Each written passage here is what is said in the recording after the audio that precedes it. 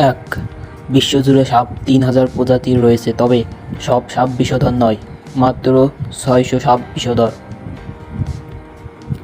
২, সাপের কোনো কান নেই, সাপ সরাসরি শোনে না, তবে তারা শরীরের নিচ দিয়ে কম্পন অনুভব করতে পারে।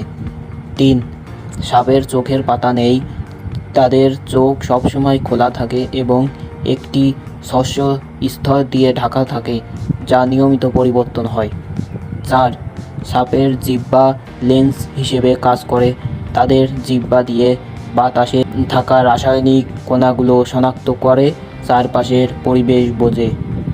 ৫, সাপ তার শিকারকে আস্ত গিলে ফেলে, সাপ তাদের জিহ্বার হাত আলাদা করে শিকারকে আস্ত গিলে খেতে সক্ষম হয়।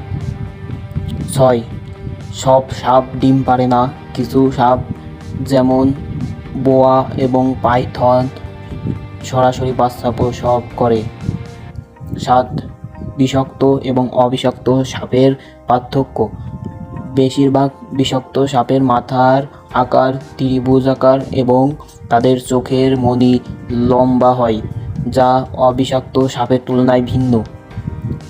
৮, সাপ নিয়মিত ত্বক পরিবর্তন করে তাদের বৃদ্ধির জন্য প্রয়োজনীয়, সাপ তাদের পুরনো ত্বক ফেলে নতুন ত্বক তৈরি করে।